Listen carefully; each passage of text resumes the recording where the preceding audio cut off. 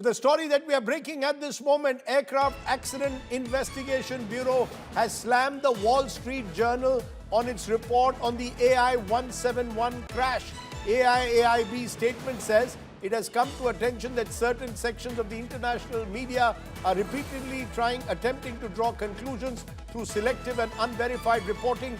This is not the time to create public anxiety or angst towards safety of the Indian aviation industry, particularly on the basis of unfounded facts. It is essential to respect the sensitivity of the loss faced by family members of deceased passengers. Such actions are irresponsible, especially while the investigation remains ongoing. At this stage, it is too early to reach to any definite conclusions. The investigation by AIIB is still not complete.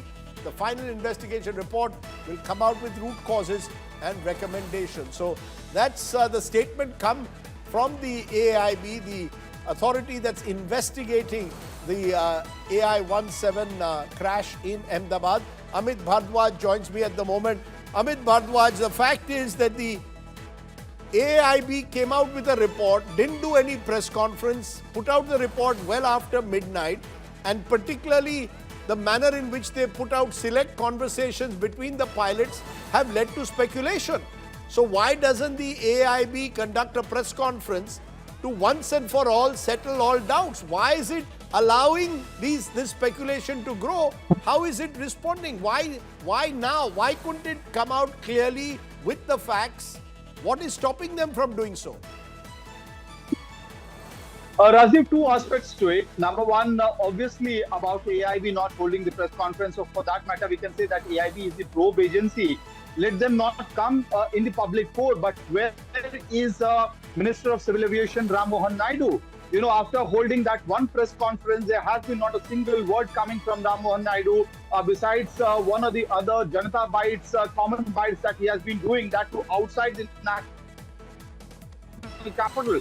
And the MOCA secretary has not held any press conference either in this particular regard. So that has definitely opened the floodgate for the international media to play out as they wish and make insinuations the way they want to do.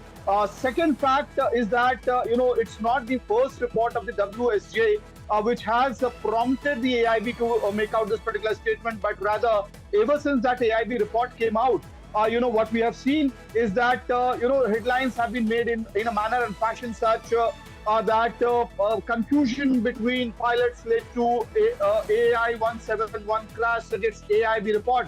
When factually this was an absolutely incorrect headline to go with, but that's what a section of international media has done as well. So that is a big point question.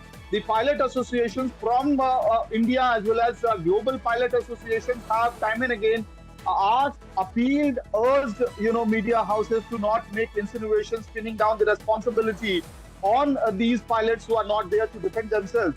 And if we say that pilots are under scanner, so is Boeing. You know, nobody has given clean chit to Boeing and nobody has given a clean chit to Air India, or for that matter, the company which manufactures the engine of Boeing and the compliance authorities as well. So definitely there are loopholes, as you suggested, that, you know, that there's a text or conversation between those two pilots, right. Pilots, you know, from the Sabrawal.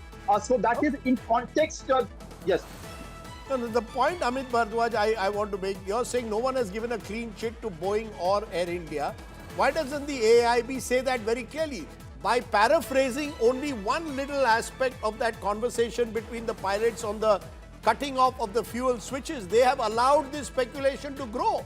Why doesn't AIIB either release the entire cockpit voice recorder as some of the pilots are demanding, or make it very clear that there is no clean chit given to Boeing or Air India?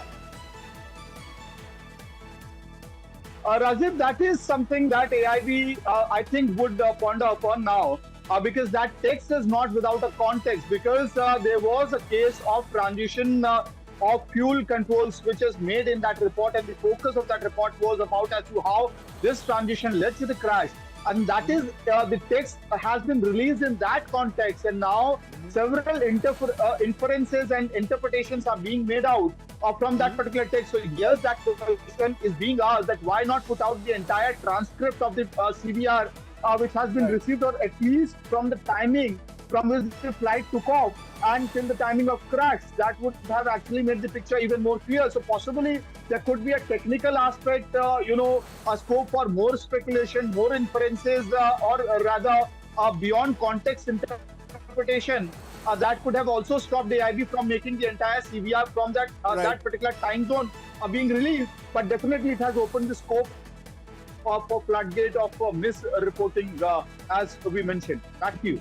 Okay, Amit Bhardwaj, for telling us how the AIIB has had to step in with damage control. Remember, the Wall Street Journal report seemed to suggest that it was the pilots, or one of the pilots, who had manually cut off the fuel switch that could have led to the engine failure, which in turn led to the crash. Clearly, the international media now under the scanner for its role there.